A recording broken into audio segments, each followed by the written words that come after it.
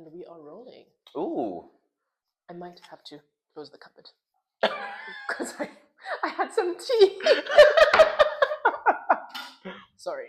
That's okay. Something we never think about that we're going to have to think about right now. Our thumbnails. You know, you have to have like a still image of what the episode is going to be about. You don't always have to, but we do need to come up with some. So we do that now? Like maybe give it a go. Let's give it a go. Yeah. Like this episode is about reviewers. So what gives critical opinion? I think there has to be some sort of smize, like some sort of like angle, some sort of pondering, like like what on earth do you mean? You know? Like, one of these is gonna work. it will. It's gonna work. Yeah. We got this. We do. To be reviewed or not to be reviewed. That is the question. Again, referencing the to be or not to be. We do this. We do this a lot. Apparently, it's had a huge influence on our lives. Did it? I don't know, but apparently so. Apparently so. But it's true. To be reviewed or not to be reviewed. That is the question. But the question in itself is, what is a review? You know what I mean? I feel like it's an assessment of your work or a product. You know, so whoever's engaging your work or evaluating it, seeing it, they have an opinion. You know, they look at the pros and the cons of your work or that product. And like just kind of make a decision on what they think about it. So it's basically a commentary. I think the thing that gets overlooked is that anyone can give a review. Oh yeah. Anyone. Yeah. And actually in theatre, audience reviews are very important, especially in the development process when you do performances specifically for feedback to help your work to grow. But actually, even afterwards though. If you have Kate Blanchett in your audience, it's important. Ooh, Shen Yun, which is a Chinese dance and music company, she went to the show and called it exquisitely beautiful. So if you see a poster for Shen Yun, the likelihood is you're going to see that quote. Listen, I'm going. It's Kate Blanchett, so why are you going to disbelieve her? Like, Kate, if you want to come and see our shows and call us exquisitely beautiful, we'll have you. Yeah. Come. 100%. Come. 100%. We will quote the bleep out of that. Yeah. Trying not to swear. Don't know who's watching. But like, do you see how that review can play such a big part in influencing audiences to come? Absolutely. And to engage in the work. To come or not come. Actually, that's the other thing as well. To come or not come. Depending on the review. To engage or not to engage. Right? There's so many to this or to not. But yes, I think the thing to be clear about is that anybody who gives an opinion is essentially giving a review. But in this particular video, we're not just talking about anybody giving a review. Yeah. No. Yeah. We're talking about theatre critics. Theatre critics will review performances that they've been invited to. As an organization, you would have to invite them in what's called a press night. And that press night is where reviewers specifically are invited to come and watch. And they don't have to accept the invitation. They can graciously decline. They don't have to come to a press night, but that's what press nights are for. So would you say the more the better? Like the more reviewers you invite? In terms of... Well, turnaround, yes. Turnaround, I think that we've had turnarounds sometimes of sending out over 50 reviews. And sometimes we only get one reviewer in the audience. But if you didn't send it to all 50, that one may not have showed up. So in some senses, quantity is quite important. It is a numbers game and it is a probability game. And you don't necessarily know why someone might turn your show down. It might be logistics, because theatre review sites, especially if they are voluntarily run, you can have theatre critics who work for established publications, broadsheet newspapers like The Times, The Evening Standard. You have theatre-specific publications like The Stage. Those critics will be paid members of staff. But for theatre review websites where the person who is the main editor or the founder of the website, they're doing it out of passion, the chances are they're self-funding that. The reviewers that they get are voluntary. They're not paid members of staff. So there might be a number of reasons why a reviewer doesn't turn up. It isn't always going to be that they didn't want to see your show. It might just come down to numbers, honestly. And how many reviewers can they allocate to any given night? Because the other thing is your press night might feature on another night that another show is having their press night for. So there are so many things about that. But yes, numbers are important for the simple fact that you're likely to get a turnaround or something if you try to invite everybody. But you should also be focused and be clear about why you're inviting that review site. Every review site has their own energy, their own identity, and they're very clear about what they expect especially if it's a review site. With newspapers and things like that, that's a bit of a harder beast to try and get by yourself. Usually you actually do need PR for that. We haven't been reviewed by a broadsheet or anything like that yet. Watch this. Depending on when you're watching this video. At the time of recording, that hasn't happened. Maybe when you watch it, we would have been. That's the goal. Soon. So yeah. So as an audience member, can I attend a press night? What determines me getting a ticket? You know the answer to this. You've worked it. You do, girl. But you know, if you want me to answer, I will say it. No, I'm joking. The press nights usually won't be on sale for the public in advance of the show. You might try and buy a ticket for that night and it says sold out. Sorry, theatres, for kind of giving up the ghost. But in the interest of transparency, it won't actually mean that performance is sold out. It will mean that they are holding back the release of tickets to the public to make sure that their invited press guests can get in. So on the day of the show, you might be able to buy a ticket. Sometimes you might have to call the box office. I have been to press nights, but I've never actually tried to buy a ticket to a press night. So I don't actually know the specifics, but depending on the capacity of the venue, that's also really important. That's what will kind of factor in, because not only will they have the press there, they will also have specially invited audience guests. And those audience guests will probably be like famous faces, anything to help raise the profile of the show and get it written about in the press, not necessarily from a review, but also just the press night itself can be written about. And you get fancy press night pictures with the red carpet. It might not be a red carpet depending on the theatre, but you'll have the backdrop and people taking pictures in front of the backdrop, which will then get released to the press. Which actually leads us to why are reviewers invited to the show? The benefit of actually potentially inviting a reviewer is marketing. You know, marketing is a big part, because if you have a reviewer coming in and, you know, they love your show or they comment on it, usually they might, not all reviewers do it, but they might give you a rating out of 5. And if that rating is good, and if they've commented something that's really good, then you can put that on your website. You can put that on your marketing material, on your trailers, and that plays a big part in sort of marketing that show and marketing your organization. So that could be another reason why, you know, people might opt to invite reviewers. It's also particularly helpful for the future life of a show, because a show can run for X amount of performances. Ideally, when a reviewer releases a review, it will be during the run of a show. But sometimes your show might only run for 1 or 2 nights or less than a week, especially if you're in a festival or doing it on a smaller scale for whatever reason. It's not necessarily usable for that particular run of the show, but say you're going to bring the show back in some capacity. The reviews that you built up from your first performance, if they are strong, they don't have to be, but if they're usable in some capacity, you can use them to market the future runs of your shows. A good example I can give for that is if a show transfers from what's called an off-West End venue to a West End venue. And there's a very simple distinction for that.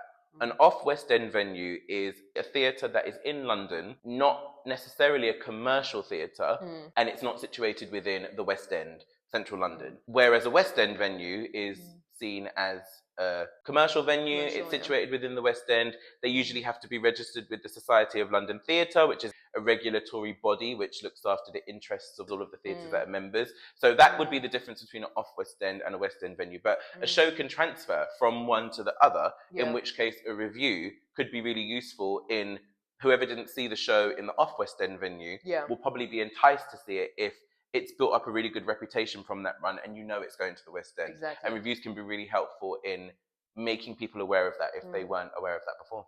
And even potentially taking it there. Yeah, the reviews themselves could be the thing that makes something transfer. Exactly. Like, not just useful for the transfer, but it could be the reason it transfers. So they do hold weight. Absolutely. Another reason why reviews can be very beneficial, for myself, I use that as part of my application process for the visa I'm on now, my global talent visa, which I will talk a little bit about like later on in our episodes. That is something that I could prove as evidence that we actually have a history as a company, that we've actually been working, doing what we're saying. Had we not had some of the reviews we got, that would have played a big part in me potentially, maybe not even securing that visa. Think about that as well. If you have international people in your books as an organization, that reviews are actually also important for that as well. The other thing to mention with that is you weren't really allowed to work as an actor. So you were able to start a company, but you weren't able to work as an actor because you couldn't be paid to work as an actor. It's such a weird thing, but you had to sacrifice being in the shows to start with in order for the company to grow a reputation. So it wasn't even just for me as an individual, whoever's play it was. It served a much greater purpose for us, which may also be the case for you depending on your status as an artist and whether you're international or not. And it really gives you that freedom, because now I have the freedom to do whatever. Yes, exactly. Now you can creatively, by the way. Yes. So it's the done thing. I couldn't tell you when the first theatre review was written, but for longer than we've been alive, reviews have been a thing, and inviting reviewers has been the done thing. But should it be? I don't think that's a yes or no sort of answer. But let's not lie about the fact that a bad review can really not help you as an organization. But what I will say about that is a negative review doesn't have to be the kiss of death. You can be creative about how you negotiate a bad review and how you use that to your benefit. Some might see it as manipulative, but I don't know, you decide for yourself. There was an article that highlighted the use of stars in the poster for the film Legend featuring Tom Hardy, where if you look at the poster, there's just a whole bunch of stars on the poster. But if you look very closely, you see a 2-star review from The Guardian that doesn't actually look like a 2-star review because of the way they've blended it into the background. So they haven't actually lied. They've just featured a star rating from The Guardian, put that it was 2 stars, but the design of the poster doesn't necessarily give that away straight away. It can't have hurt the film. But yes, there is a way in which you can probably be creative and turn a negative into a positive. Find a way to win. Turn lemons into lemonade, as Beyonce likes to say. Well, I mean, Beyonce didn't coin that, but again, as artists we borrow, don't we? You can turn the negative into a positive. But a bad review can be, especially as a new theatre maker, it can really be a gut punch and quite hard to deal with, especially if you're earlier in your journey, you have less experience of just dealing with the kind of pressure that comes with putting on a show, let alone inviting people to critique your show. And if there's aspects of it that they don't like, you're probably that little bit more inclined to take it personally because you're so emotionally invested in the process. Producing a show, there's a lot of things about that process, as we've detailed in other videos, that can make that process incredibly taxing. However, reviews, good or bad, can help you to learn a lot about your production, especially because they're coming from someone who won't have any connection to you at all. So they are able to judge what they see. And if you receive similar critiques across the board that maybe are on the negative side, perhaps that is a sign that that's what people are seeing, generally speaking. If a few reviewers come up with the same flaw, then it's probably something you might want to interrogate a bit further. An example I can give is when we did Bougie, which is, we've talked in another video about the process of producing my first play, Bougie, which was our first play as a theatre company. A common criticism across the board was that it tried to cover too many issues in its runtime, which apparently is quite a common criticism for a lot of new writers and makes a huge amount of sense when you think about the lack of dramaturgical support we had with that. We didn't have industry mentors mentoring us through that process. We didn't have a lot of feedback for that show. We were just kind of going off of whims and our own instincts really about what we wanted to see and how we were going to make that work. But the criticism of it covering too much, it certainly wasn't an intention. And something I learned from that is if you address anything in any capacity, if you mention something in your play, it's probably going to be seen as an issue that the play is trying to cover. I don't know, if you mention the word capitalism in your play, if you mention the word Brexit in your play, at some point there's going to be an assumption that the play is trying to deal with that issue. So if you kind of because in Bougie there was a lot of conversations amongst the characters that were in the show that weren't necessarily about those conversations, but there was subtext behind those conversations. But if you're a reviewer and you're hearing all of these buzzwords, and if you're an audience member who doesn't understand the journey of the show the way you do, and they're hearing all of these buzzwords, there is going to be an instinctive understanding that, the show is trying to deal with this. They mentioned it once, but they don't bring it up again. Therefore, it's seen as an issue that is underdeveloped. And that was a common criticism. Even though I personally didn't always agree with that feedback, it came up more than once. And so I chose to take it seriously and see it as something to work on. And believe it or not, I've never had that comment in any of the other plays that I've had reviewed. So I learned something. I've had other criticisms, but I've definitely learned from that one. So you can use it to your advantage in so many ways, even if it doesn't always feel nice. There's one thing I do love, though, is, those reviews, we are still able to use them. Yes. I think, you know what I mean? I think that's amazing, you know, which is another testament of how great reviews can also be. Is that, like, you took something great from it, but also, we did get really good reviews. We did. From that experience, we did. From that experience still, and now we're still using those reviews. For applications, to help us stage other shows, for our press releases for other shows, we do use them. So they definitely do have their advantages. However, it is possible for a reviewer to walk in to your show and they may not have the best interests of your show, which leads us to play a game of Critique the Critic. Ooh, controversial. It's only right. I think it's fair game. Yeah. So here we go with 2 examples that we feel that the reviewer came in and we're not so sure about their intentions. They're a bit questionable. We'll leave it to you to decide. But I think here's our first one. We're going to present the evidence and you can be the jury. Yeah, you decide. Maybe we're going to be the jury. We don't know how this is going to go. But let's go. Let's try this out. So the first example that we're going to give to you is a review of a play called Is God Is by Alicia Harris, which was staged at the Royal Court Theatre in 2021. Is God Is a revenge tale of 2 sisters avenging their dead mother and is led entirely by a black cast. We're actually not going to look at the whole review. Do you know there's no need? There's actually... Those 7 lines. The first 7 lines, I think, say everything that needs to be said about this review. You take a look and you see.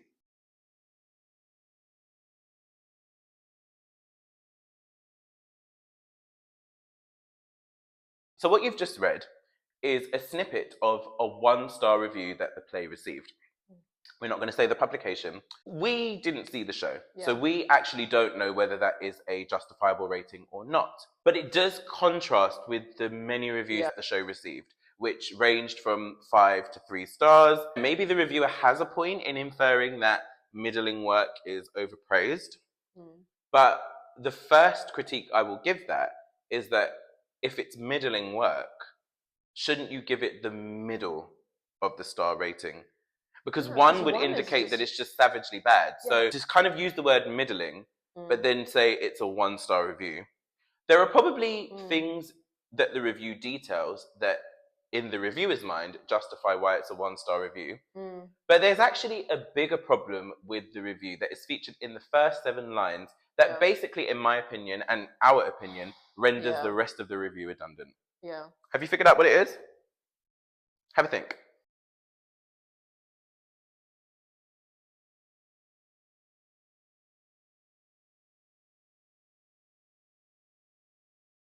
So I think we need to do a timeline exercise. Let's go. Let's do this. Let's do it. Please, take the floor. The floor. Oh, here we go. Lawyer in the building.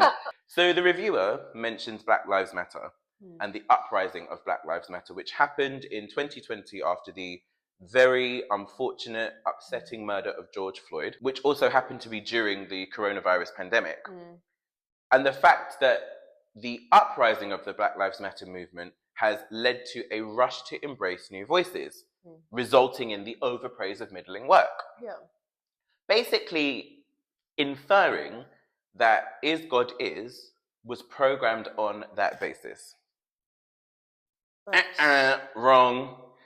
In actual fact, the programming of the play was announced back in May 2019. It was set to actually premiere at the Royal Court in spring-summer of 2020, so July, August.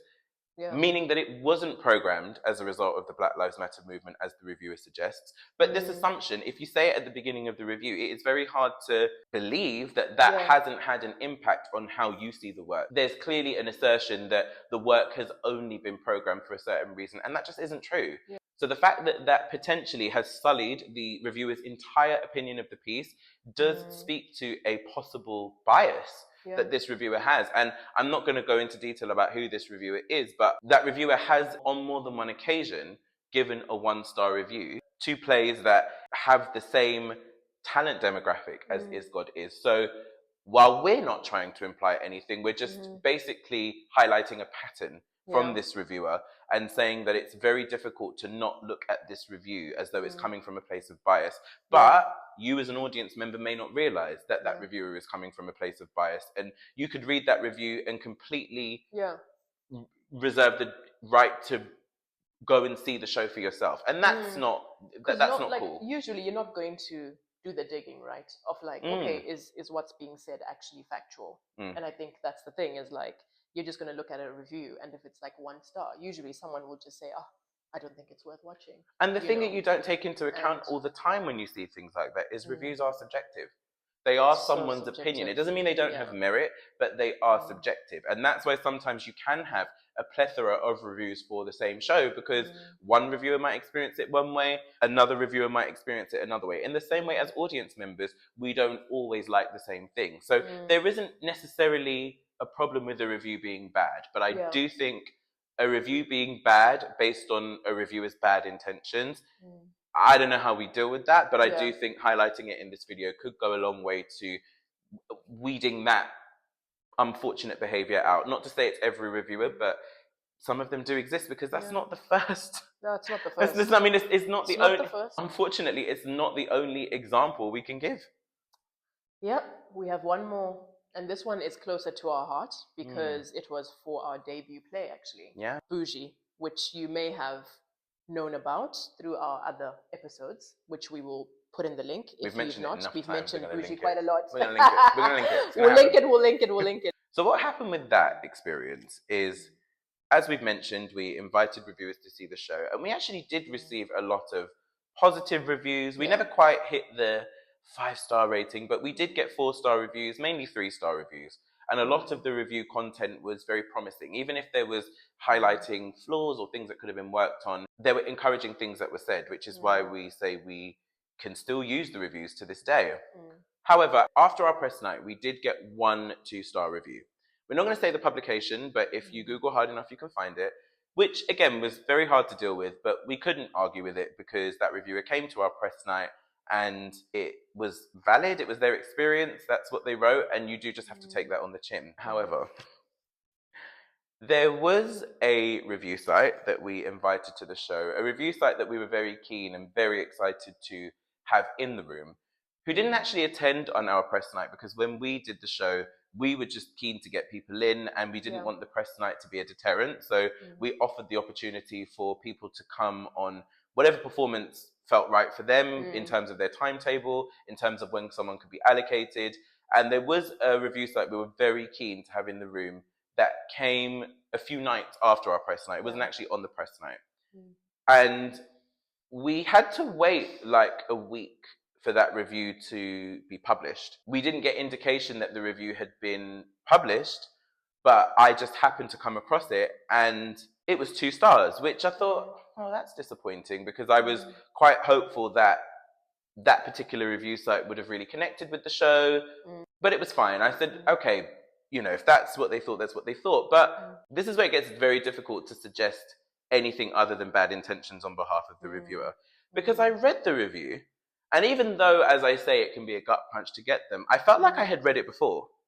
I felt like I had literally read that review before.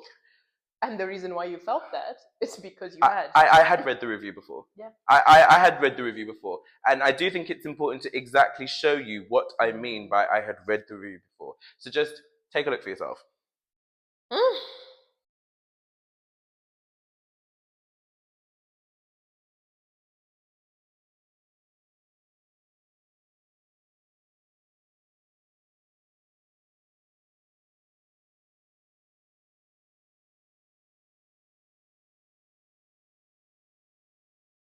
So what you have seen side by side is both reviews. The one that was reviewed on the press night up until that point was the only 2-star review that we received.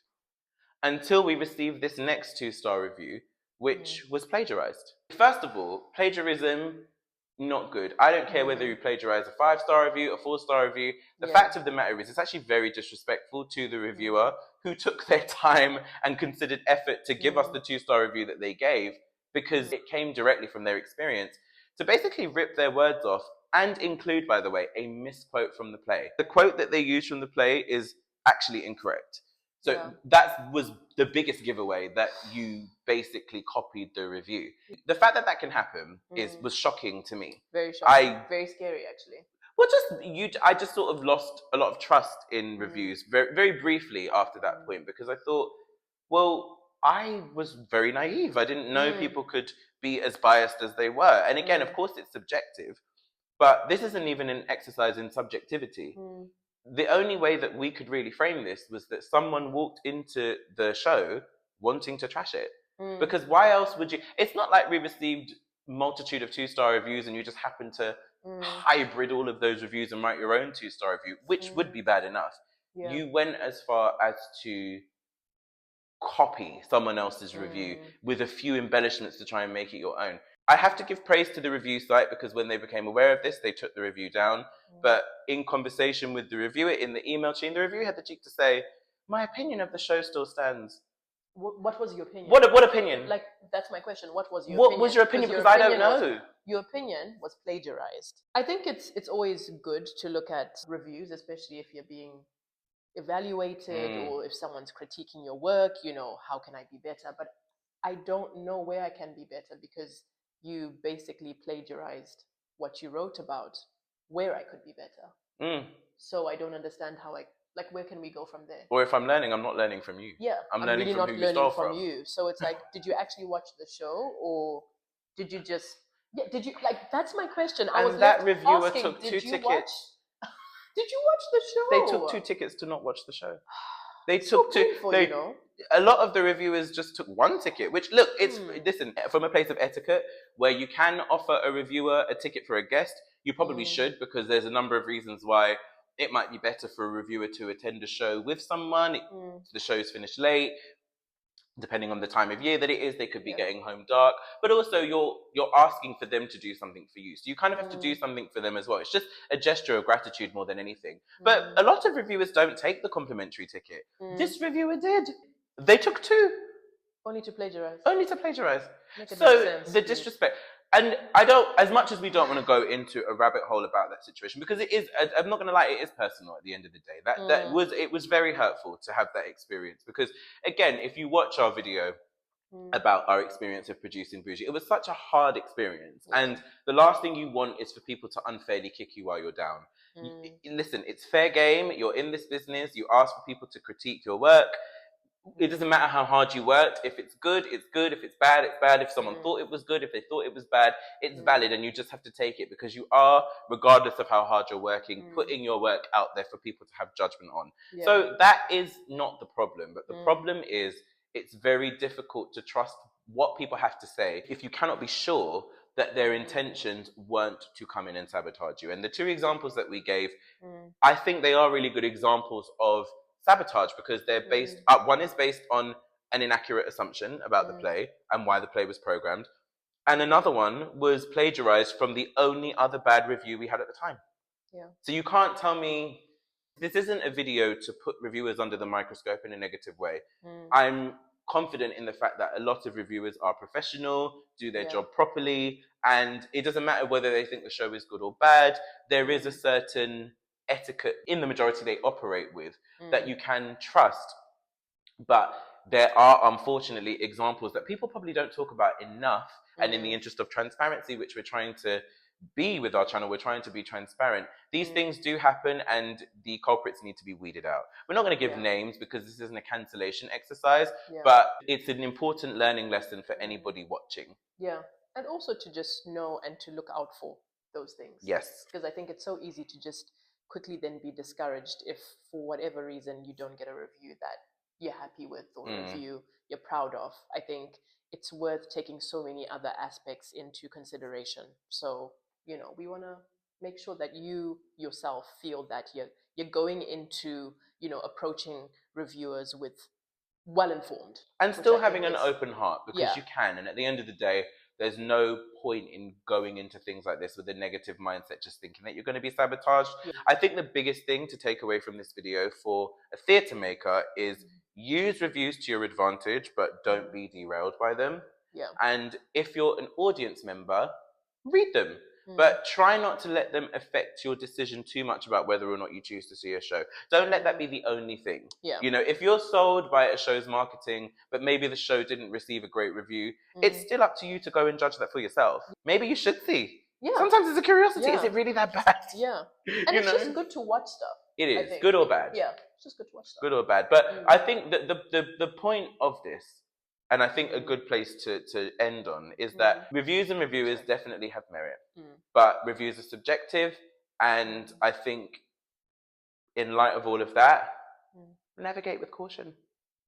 Reviewers, if you're professional and do your job well, you're more than welcome to come to an Unshaded Arts show. We would love to have you. 100%.